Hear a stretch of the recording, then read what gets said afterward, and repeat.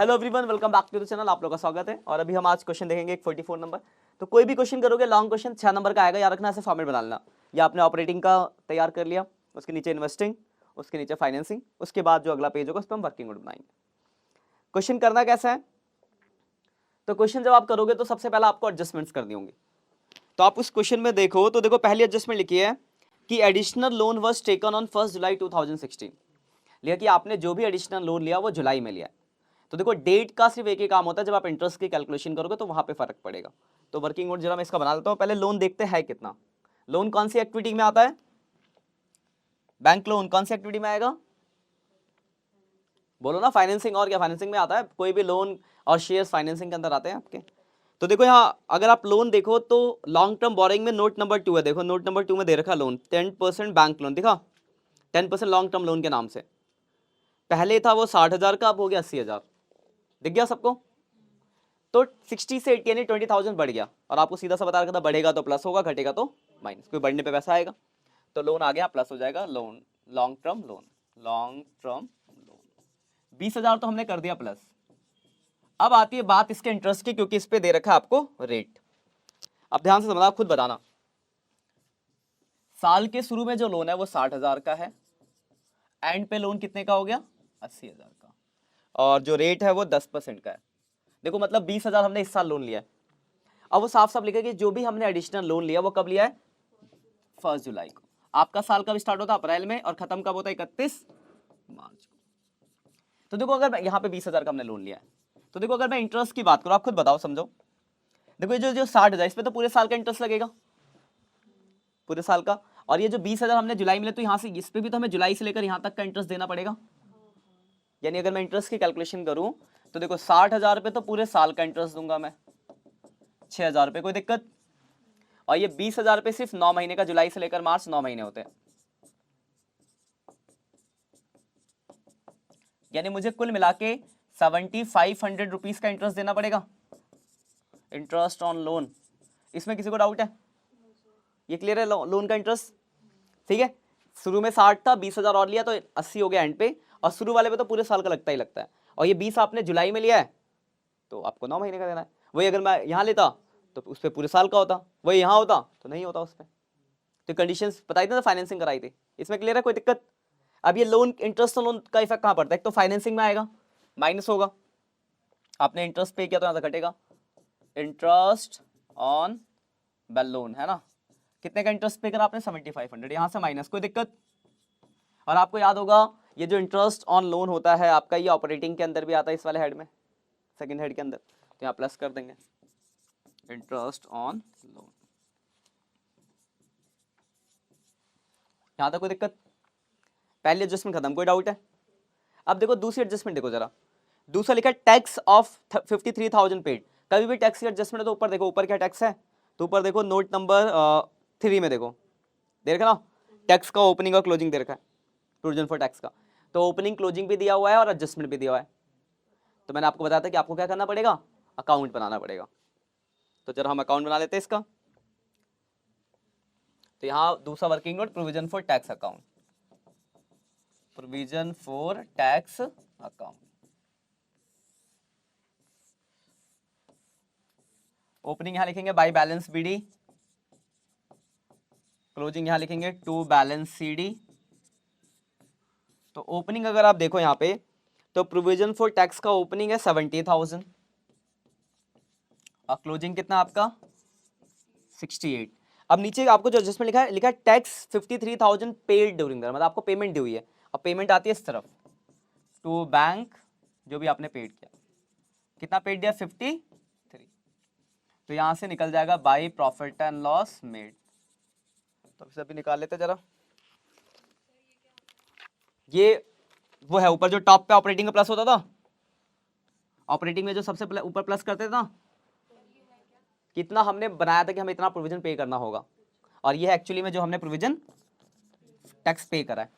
तो जो बनाया वो पीएनएल में डाला होगा, इसलिए उसको वापस प्लस कर रहे हैं, और एक्चुअल जो पे किया उसको माइनस कर देते बाद में। 53 प्लस 68, 121 माइनस 70। तो 51,000, मतलब हमने इसका ये बता रहा है कि हमने सोचा था कि इतना प्रॉफिट होगा कि 51,000 रुपये टैक्स देना पड़ेगा, तो हमने 51,000 की प्रोविजन बनाई थी, और बट एक्चुअल में हमने कितना पे करा है 53। ये बन गया अकाउंट, अभी ने भेजना है, ये वाला प्लस हो जाएगा और ये वाला माइनस, और दोनों ही ऑपरेटिंग में जाते हैं, तो ऑपरेटिंग में आ जाते हैं 51 और कितना 51 और 53। तो एक ये नई एडजस्टमेंट ही याद रखना इसको, इसलिए मैं इसको रेड से भी लिख रहा हूँ, प्रोविजन फॉर टैक्स 51 आया था प्लस करने वाला, तो यहाँ प्लस कर दिया, और लास्ट में जो पे करते हो लास्ट यहाँ आएगा, तो यहाँ माइनस कर देंगे income tax paid, income tax paid 53,000। देखो सारी एडजस्टमेंट खत्म हो गई, कोई डाउट है यहाँ तक? एडजस्टमेंट खत्म होने के बाद हर क्वेश्चन में हमें एक जैसा ही करना होता है, एक एक करके चीज़ों को देखना है और कहाँ जाएगा वहाँ भेजना है। तो अब हम स्टार्ट करते ऊपर से, ऐसा ही क्वेश्चन होगा, एक या दो एडजस्टमेंट होंगे, इससे ज़्यादा नहीं होंगे। अब इसमें देखो पहला है आपका शेयर कैपिटल, ऊपर से देखेंगे बैलेंस शीट से, तो सबसे पहला शेयर कैपिटल है, और शेयर कैपिटल आप जानते हो कौन सी एक्टिविटी में आता है, शेयर कैपिटल फाइनेंसिंग एक्टिविटी में आता है, तो फाइनेंसिंग पे आ जाओ, सीधा सा रूल है, बढ़ने पे प्लस घटने पे माइनस। तो यहाँ पे क्या हो रहा है, बढ़ रहा है 2 लाख रुपए से, तो 2 लाख रुपए प्लस कर देंगे इश्यू ऑफ शेयर्स। और ये तो 2-4 क्वेश्चन करवा तो याद भी हो जाएगी कौन सी चीज कौन सी एक्टिविटी में जाती है, क्योंकि एक जैसा ही मिलेगा आपको हर क्वेश्चन में, लगभग 1-2 पॉइंट नहीं दिख सकते बस, कोई दिक्कत। उसके बाद अगला है reserve and surplus. Reserve and surplus में देखो प्रॉफिट है, प्रॉफिट आता है किसमें, प्रॉफिट ऑपरेटिंग, यहाँ आता है नेट प्रॉफिट। बट इस क्वेश्चन में जरा ध्यान से देखो, पिछली साल था 1,20 का प्रॉफिट, इस साल हो गया 25,000 का, कम हो रहा। अभी तो आपने जितने भी क्वेश्चन देखे सब जगह बढ़ रहा था, तो बढ़ने पे आप प्लस कर देते, तो यहाँ प्रॉफिट घट रहा है तो क्या होगा, माइनस, लॉस है आपका। कितना घट गया, 95,000 माइनस का। बात समझ आ गई, कोई दिक्कत? उसके बाद देखो अगला क्या, long term borrowing note number 2, देखो हो चुका ऑलरेडी था ना, note number 2 long term bank loan कर चुके हम, हो गया। उसके बाद है trade payable, trade payable operating में आता है वर्किंग कैपिटल के बाद, यानी यहाँ पे आएगा कुछ, यहाँ आएगा वर्किंग कैपिटल के बाद। और trade payable current liability rule था, बढ़ने पे प्लस घटने पे माइनस, और यहाँ क्या हो रहा है, घट रहा है, घटेगा तो माइनस कर देंगे, तो माइनस कर देंगे ट्रेड पेबल, कितना घट गया, तो 14,000 रुपये माइनस कर देंगे, कोई परेशानी इसमें? उसके बाद देखो अगला short term provision note number 3, देखो note number 3 provision for tax already हो चुका है, कर चुके हम। उसके बाद आ जाओ प्रॉपर्टी प्लांट, देखो नोट नंबर 4, देखो नीचे देखो ध्यान से, वहां मशीनरी दिया, एक्यूमुलेटेड आप दिया है, दिख रहा ना। तो आपको याद होगा मैंने आपको ग्रॉस एसेट्स मेथड से अकाउंट बनाना सिखाया था, लेकिन पर यहाँ पे कोई एडजस्टमेंट नहीं है। देखो एडजस्टमेंट होती तो आप प्रॉपर अकाउंट बनाते हैं, अगर यहाँ पे बात करें तो आप बिना बिना अकाउंट बनाए भी कर सकते हो, बट मैं आपको समझा देता हूँ कैसे। एक बनाते हैं आप मशीनरी का अकाउंट, और दूसरा कौन सा बनाते हैं, डैप का अकाउंट, ऐसे बनता ना। मशीन का देखो ओपनिंग कितना है 215, यहां लिखते, क्लोजिंग कितना है, यहां लिखते, मशीन का ओपनिंग 215 यहां, क्लोजिंग 318 यहां, कोई दिक्कत? और देखो डैप का देखो 318 384 384 है। ये मैं बता रहा हूं कि आपको अकाउंट बनाने की जरूरत क्यों नहीं पड़ी, पर पहला क्वेश्चन करो तो बता देते हैं। अब देखो प्रोविजन डैप का ओपनिंग यहां लिखते 23, और क्लोजिंग यहां, क्लोजिंग कितना है 48। देखो अगर क्वेश्चन में नीचे एडजस्टमेंट्स होती तब तो उन एडजस्टमेंट का इफेक्ट यहाँ भेजते, जो इससे पहले वाले क्वेश्चन में भी आया था, और आप जानते भी प्रोविजन, पर यहाँ तो कुछ है ही नहीं, कोई एडजस्टमेंट ही नहीं है। तो जब एडजस्टमेंट नहीं होती तो देखो यहाँ अगर आप जोड़ोगे ना, इस अकाउंट में देखो हमेशा इधर बचेगा, इसमें हमेशा इधर बचेगा, मतलब डायरेक्ट बता सकते हो जितना सॉरी जितना मशीन बढ़ेगा, देखो बढ़ रहा है ना, जितना बढ़ेगा क्या निकलेगा, परचेज। जितना डैप बढ़ेगा इस साइड बचेगा, क्या निकलता है इस साइड, डैप। यानी कुल कहने का मतलब यह है कि अगर आपके पास एडजस्टमेंट ना हो, सिर्फ ऐसे वैल्यू दिए, तो आप डायरेक्ट भी निकाल सकते हो, आपको अकाउंट बनाने की जरूरत नहीं है। मशीन देखो यार, लेकिन हाँ अगर नीचे एडजस्टमेंट होता तो फिर आप अकाउंट बनाते हो, जो आपको याद है कैसे बनता है, लेकिन अगर एडजस्टमेंट नहीं है तो आप डायरेक्ट भी लिख सकते हो, ऐसे अकाउंट बना के दिखाने की जरूरत नहीं है, समझाने के लिए मैंने बताया, ठीक है ना, क्लियर है बात? तो आज क्वेश्चन पे देखो मशीन कितनी बढ़ रही है, मशीन जितनी बढ़ेगी क्या निकलेगा, परचेज, तो यहां से घट जाएगा इन्वेस्टिंग से, परचेज ऑफ मशीनरी। तो देखो 215 से 384, 384 माइनस 215, 169 का हो गया आपको परचेज, तो यहां से 169 आपका परचेज आ गया। कोई परेशानी है तो बताओ इसमें। और डिप्रिसिएशन देखो कितना घट रहा है, 23 से 48 यानी 25, 23 से 48, 48 माइनस 23, 25,000 का प्रॉफिट। वो कहते हैं डेप्रिसिएशन निकल के यहाँ रख देते हैं। डेप्रिसिएशन कौन सी में आता है? सेकंड वाले हेड में है ना, डेप्रिसिएशन ऑन मशीनरी 25,000। यहाँ तक कोई परेशानी? उसके बाद देखो नीचे बढ़ते, अगला है इन्वेंट्रीज। इन्वेंट्रीज है, इन्वेंट्रीज किस में आता है? ऑपरेटिंग में आता है, इस वाले हेड के अंदर जो बॉक्स छोड़ा हमने। इन्वेंट्रीज रूल सीधा सा है, बढ़ेगा तो माइनस, घटेगा तो प्लस। तो यहाँ क्या हो रहा है? बढ़ रहा है, तो क्या करेंगे? माइनस कर देंगे। तो अगर आप ध्यान से देख रहे हो तो अब तक आपने जितनी चीजें पढ़ी है सब चीजें आप यहाँ पे यूज में आ रही है, कुछ नया नहीं कर रहे हम। अब इसके बाद तो हम कुछ भी नया नहीं करने वाले। क्वेश्चन में बस करना है आपको, क्वेश्चन में एडजस्टमेंट्स आएंगी, इन्हें भेजना होगा, आपको आना चाहिए पर जितना पढ़ा है। उसके बाद देखो trade रिसीवल।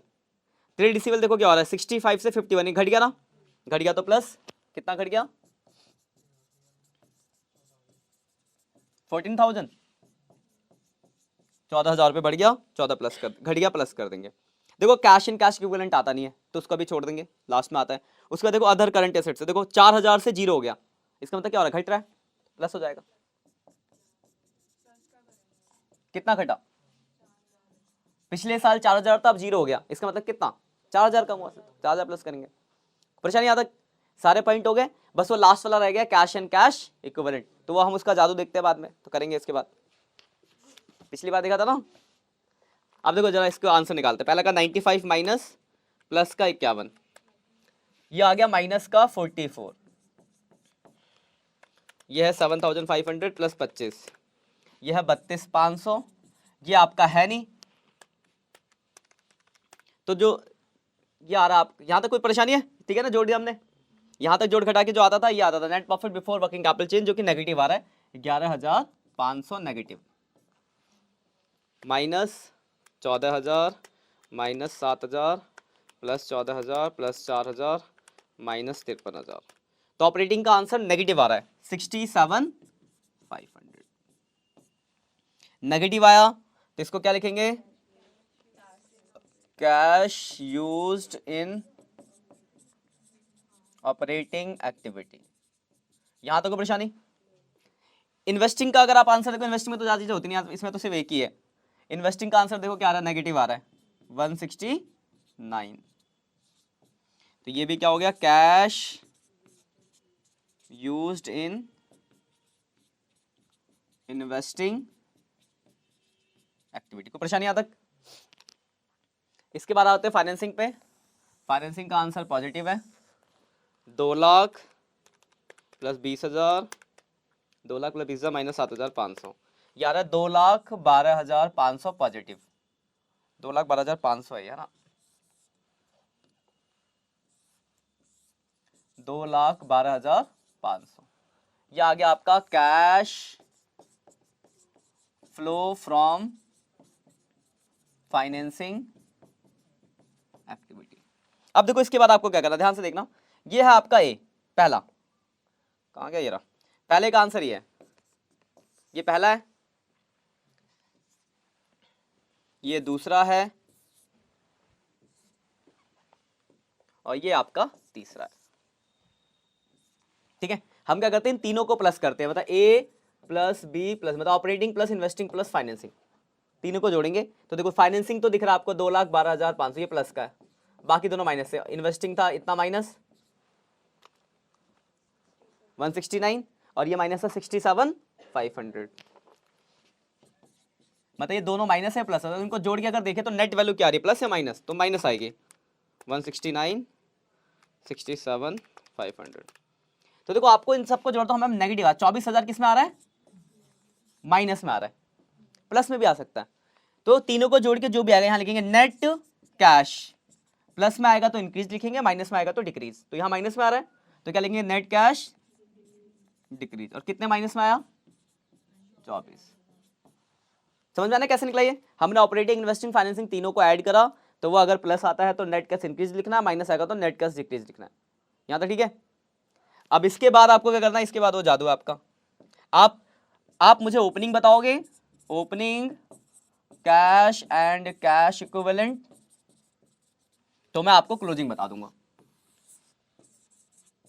Closing cash and cash equivalent, तो आप मुझे जरा opening cash and cash equivalent बताओगे कितना है ओपनिंग का?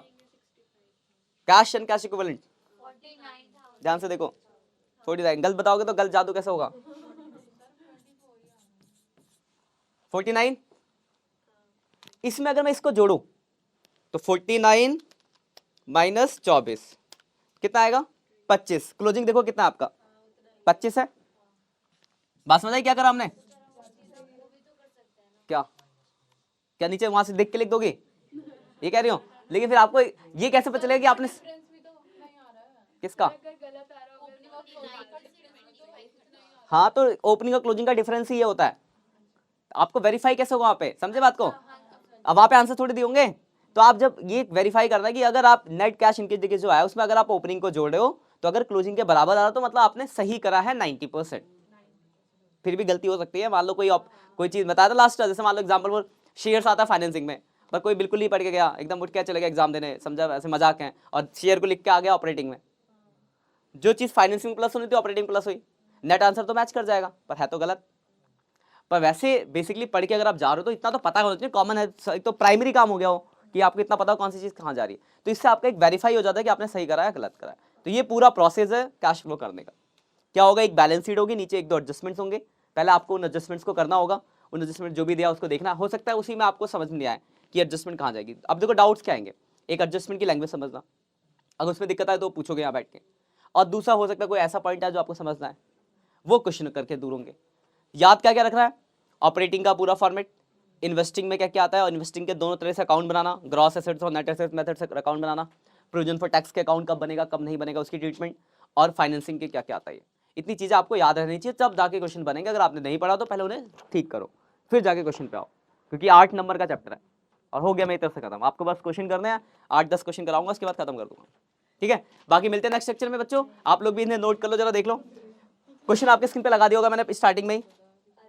ये रहा, ये पहला पेज है, ये दूसरा पेज, ये तीसरा पेज, और ये चौथा पेज, और ये आखिरी। ठीक है, मिलते हैं अगले लेक्चर में, तब तक के लिए बाय बाय।